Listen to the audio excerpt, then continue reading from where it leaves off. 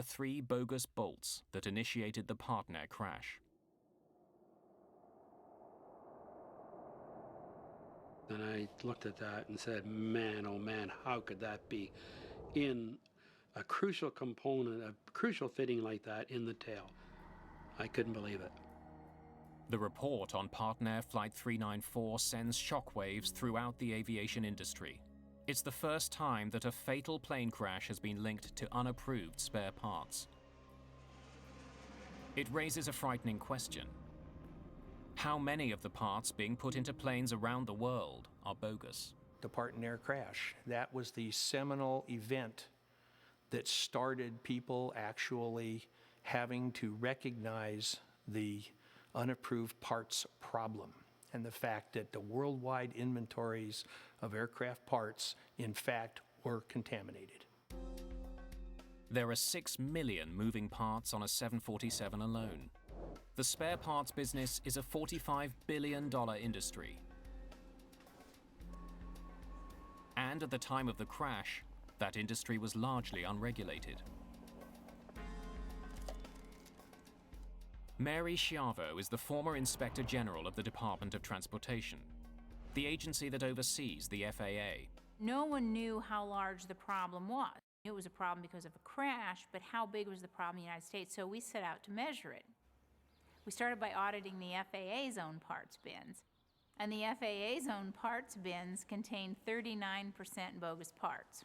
What we found is if the parts had come from a parts broker, which was a huge percentage of the parts supply industry, 95% of them were not authentic. The FAA would soon find bogus parts on an airplane widely considered to be the most secure plane on Earth.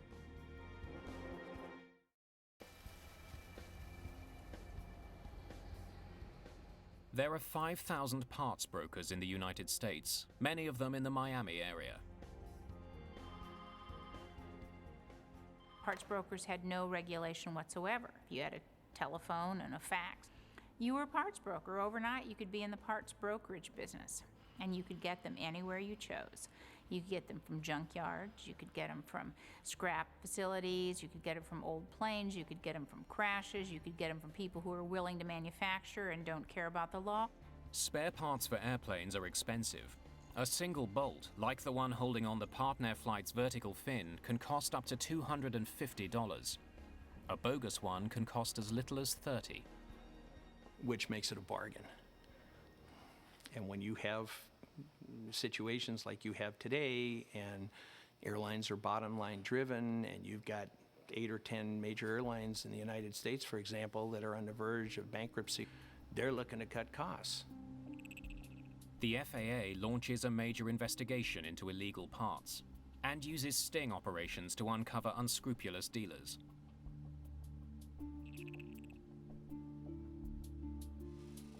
Investigators uncover a black market industry that makes thousands of worn and inferior parts look brand new. These are really good counterfeits. It's very difficult to tell. At the time of the Partner accident, there were checks and balances in the system that were supposed to keep bogus parts from getting on major airlines. For instance, each spare part needs someone's signature to verify its authenticity. It has to have some documentation that states that it's airworthy.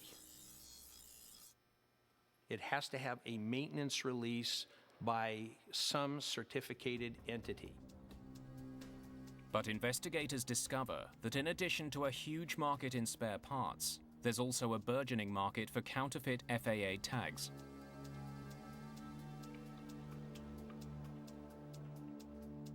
We'd execute search warrants and find that people had printed stacks of fake yellow tags, and in many cases they'd sign with the name of an actual inspector, but they just forged the signature. The tag in this business is worth more than the part. At first, investigators believe the problem is mostly with smaller airlines. Smaller operators and repair stations are usually the people who are most vulnerable to this aftermarket broker parts problem. They're shocked when they discover that bogus parts have been found on what is supposed to be the most tightly controlled plane in the world, Air Force One. It reached all the way to what many people consider literally the highest levels of aviation, the aviation that flies around the President of the United States. Supposedly in an airtight supply chain, we had bogus parts cases that touched those aircraft.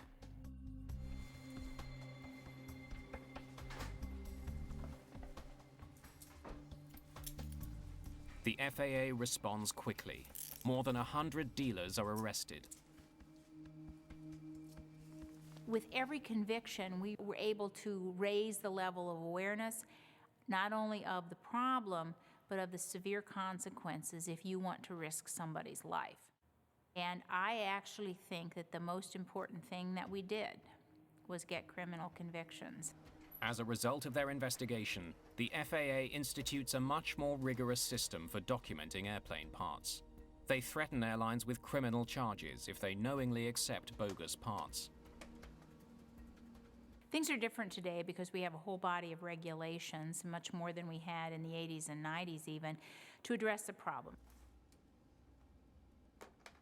You have to get the mechanic who's actually got the wrench in his hand to a point of sophistication where he's knowledgeable enough to smell a bad part, to smell a bad piece of paper. And it is possible to do. The new regulations achieved their goal. In the 2 decades following the crash of Partner 394, there wasn't a single fatal accident attributed to bogus parts.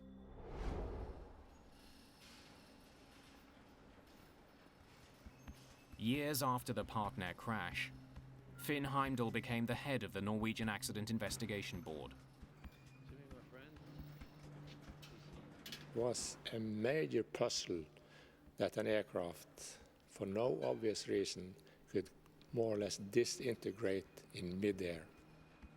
His report into the accident resulted in major changes that likely saved lives. That's the positive thing, but the negative, of course, is the tragedy, the personal tragedy to many people. One of the smallest parts on a Norwegian charter plane failed in 1989. Because investigators found the cause of that accident, passengers around the world are safer.